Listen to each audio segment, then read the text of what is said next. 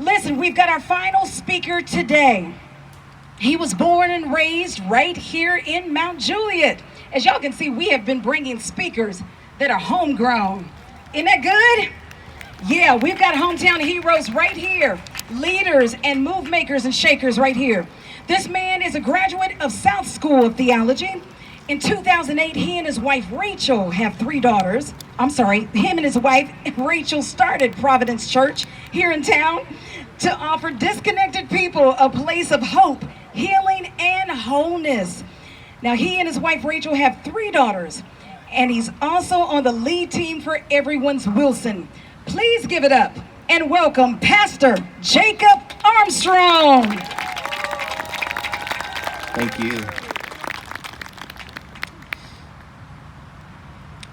There was a time when the church was very powerful. In the time when the early Christians rejoiced at being deemed worthy to suffer for what they believed. In those days, the church was not merely a thermometer that recorded the ideas and principles of popular opinion. It was a thermostat that transformed the values of society. Things are different now. So often the contemporary church is a weak, ineffectual voice with an uncertain sound. So often it is an arch defender of the status quo. Far from being disturbed by the church, the power structures of the average community are consoled by the church's silent sanction of things as they are. But the judgment of God is upon the church as never before. If today's church does not recapture the sacrificial spirit of the early church, it will lose its authenticity, forfeit the loyalty of millions, and be dismissed as an irrelevant social club with no meaning for the 20th century. I said 20th century because those are not my words, but words written in the previous century by Dr. Martin Luther King Jr. These were words written from a jail cell in Birmingham. These words were written to white clergymen. These words were written to me. The pastors of the community Dr. King had come to regrettably conclude were the largest stumbling block to his people's holy desire for freedom.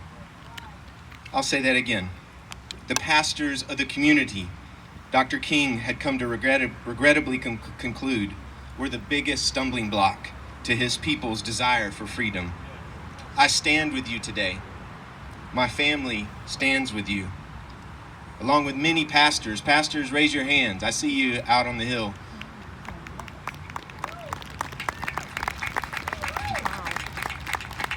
We love you.